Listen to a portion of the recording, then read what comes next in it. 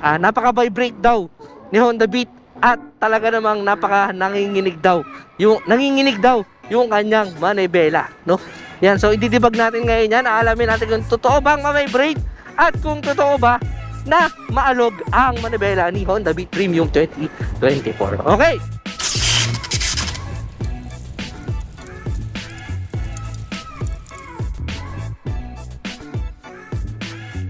Basa. Doon. Board. Okay, so yun, good morning mga trops, no? Yan. Okay. So ay, actually dapat hindi ko ngayon i-vlog to, no? Dapat hindi ngayon itong video na to mga trops. Dapat to is kagabi pa. Ay kahapon pa pala, no? Ang kaso ang nangyari kasi itong gamit nating camera, may bago nga tayong setup, di ba? Yung neck mount, tapos kinabitan natin siya ng microphone. Ang kaso ang nangyari, yung linya ng microphone, yan, tulad na makikita nyo sa video, yun yung nakikita sa mismong camera. So, ay nako, ang pangit naman. Siyempre, di ba, ang pangit naman kung yun ipapakita ko naman sa inyo. Ang mostly nakikita sa screen, yung mismong tali nung wire ng microphone, no? So, siyempre, hindi naman tayo papayag na ganun, mga trops. So, ang ginawa natin, inulit na lang natin yung araw. Okay, so, even though medyo nakakapagod, pero, siyempre, para sa inyo to Ano ba? Kayo na yan So, yan mga trops, nakita nyo naman, pauwi pa lang tayo ngayon. Kakatapos lang natin sa ating duty, sa ating trabaho, and pauwi pa lang tayo sa bahay at gamit-gamit nga natin, mga trops. Yan, si Honda Beat Premium 2024. Okay? So yan, ay ano pa tayo?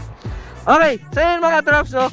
For today's video nga pala, ang pag-uusapan natin is regarding sa kung ano ang lagay kung gaano ka ba kasarap i-drive si Honda Beat Premium, and kung gaano ka stable, mabibrate nga ba? Kasi may mga nagsasabi mga trops sa forum ng Honda Beat, no?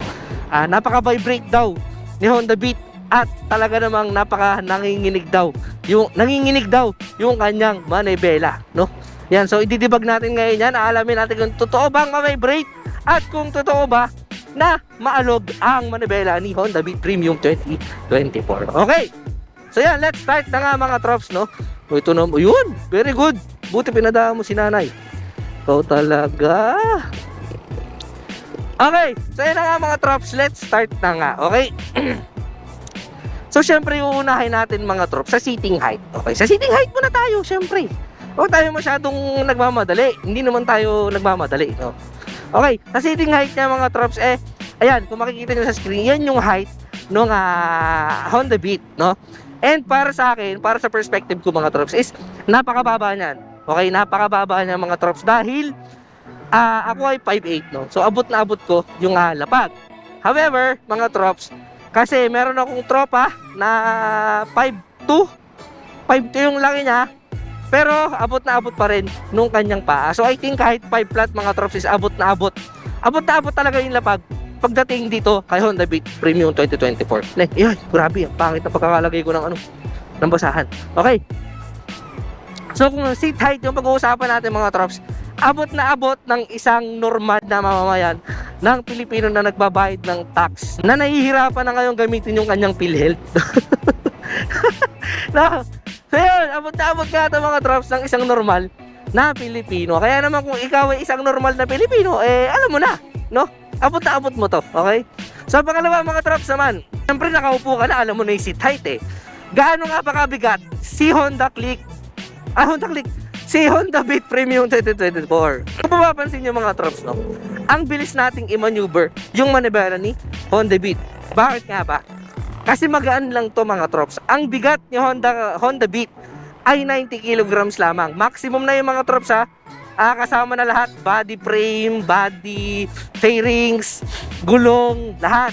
Buong motor mga trops 90 kilograms lang. Kaya naman yung pag-maneuver natin sa kanya napaka-seamless. Or ibig sabihin napaka walang kakwenta-kwentang pagligo, no?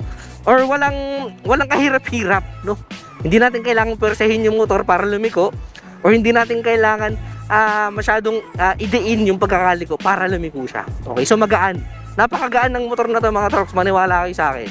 Okay, so 90 kilograms nga yung full body weight na itong motor na to. Okay, next naman tayo. So nakaupo ka na, alam mo na yung body weight. Ngayon, nagdadrive ka na mga trops, no? Nagdadrive ka na.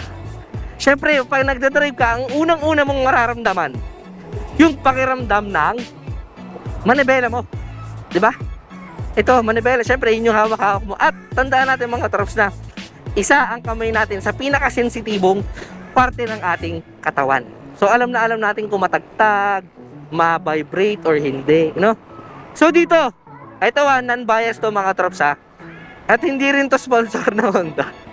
Na hoping sana soon ma-sponsoran tayo ng Honda. Diyos mio Marimar, talaga namang magpapapansit tayo sa buong barangay ng Alas Asin at Doña Nene, no? Kapag tayo ay na-sponsoran, no, ng Honda. Okay, so ma-vibrate ba? Ito na. Okay, humawa kayo sa mga silya nyo mga trops. Ma-vibrate ba? Hindi. Walang ka-vibrate, no? I mean, normal. Meron ka mararamdaman na syempre, tumatakbo. Ano ka, manhid? Manhid ka? Manhid ka ba, boss? No? So, hindi ka na manhid. So, ibig sabihin mararamdaman ka. Okay, normal, no? Normal yung mararamdaman mo na vibration. Pero, yung sinasabi kong vibration, mga trops, ay yung vibration na hindi masakit sa kamay. Okay, yung wala kasi, alam mo yung normal na tumatakbo ka lang mga trops na yung vibration niya lang yung lahat, mararamdaman mo sa lahat ng klase ng motor, may vibration talaga yung manibela niyan. Hindi mawawala dahil tumatakbo ka sa daan. At dito sa atin, sa daan natin sa Pilipinas, napaka pangit ng daan. Okay? So yan, pagdating sa vibration, walang ka-vibrate na at hindi siya masakit sa kamay. Actually, ang sarap nga sa kamay no? Malambot na nga yung manibela, tapos hindi pa ma-vibrate. Okay? Yan mga trops, alam na nga natin na hindi siya ma-vibrate, no? Hindi ma-vibrate, okay? Talaga namang napaka-smooth ng ating takbuhan, no? So, ibig sabihin hindi sasakit ang iyong katawan. Okay, speaking of sasakit ang katawan, andito na tayo sa ating tanong, no? Kung matagtag ba si Honda Beat, no? Okay, based sa tanong, matagtag ba? Okay, actually, ito mga trops, tumutukoy din to sa tigas o lambot ng ating gulong. Okay. Sa lagay ng gulong natin ngayon mga trops, galing pa to sa kasa, hindi pa tayo nagbabawas, hindi pa tayo nagdadagdag ng ng tigas ng gulong. Okay? Or lambot. So normal pa to, ibig sabihin kalkulado yung PSI ng ating gulong. So hindi siya matagtag. Okay? Actually, smooth nga Ito, nakikita nyo flat yung daan natin, di ba? Flat na flat yan mga trops, maniwala kayo sa akin. Okay? Flat yung dinadaanan natin, no? So, at dahil flat yung dinadaanan natin, wala kang mararamdaman na kahit anong kasing tagtag. Okay? So, I think nakikita nyo sa video natin ngayon na medyo umalog. Normal yan mga trops, no? Normal yan kasi unang-una, yung dinadaanan natin ay hindi naman para sa ibang bansa na parang walang bahid dungis yung daan, no? So, dito sa atin kasi, yung flat kasi sa atin, ganito na. No, yung flat sa atin medyo may bako-bako para sa daan. Yun na yung pinaka-flat natin. Okay? So, yun na debug na natin. Walang vibrate, hindi matagtag. Ito pa isang tanong. Matigas ba? Lumalaro ba? At maganda ba ang quality ng suspension natin, mga trops? Yeah. Okay. Yan ang magandang tanong, mga trops. Maganda ba? Okay. Ito sagot ko.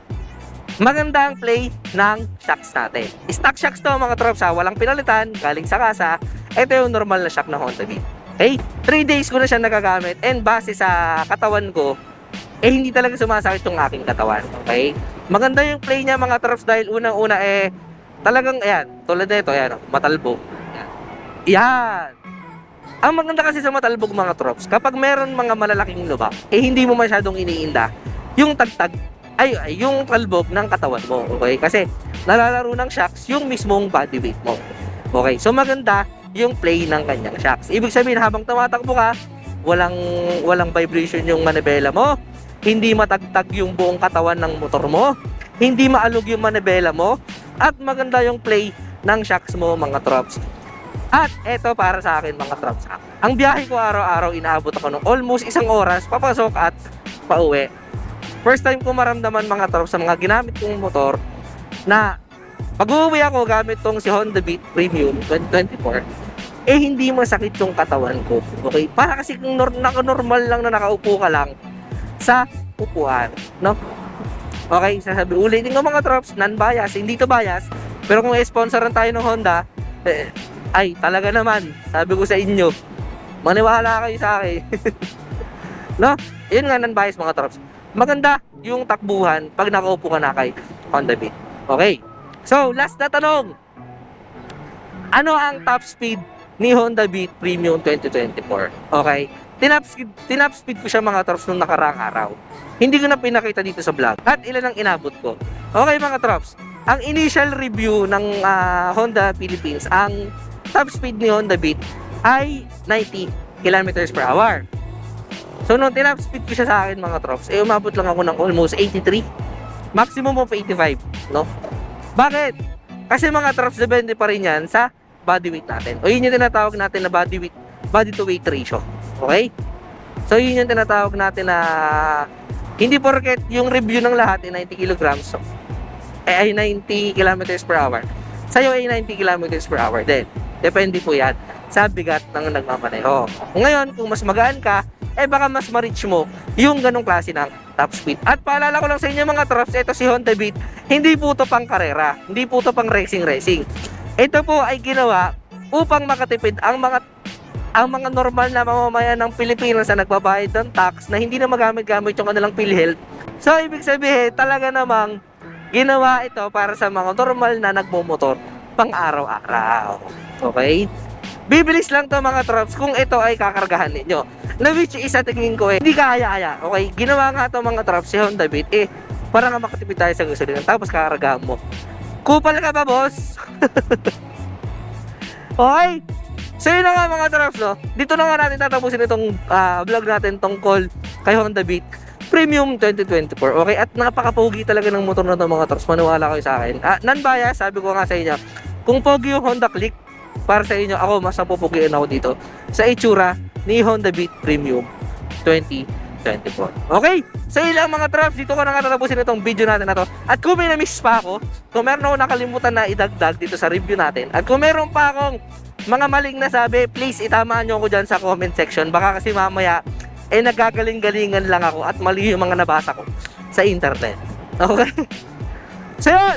Okay! Kung nagustuhan mo itong video na ito, huwag mo kalimutan Huwag mo kalimutan mag-like, comment, and subscribe. At i-hit mo na rin yung notification button dyan sa baba para naman ma-notify ka sa mga susunod pa ng mga videos natin. Okay? Bye! Paalam!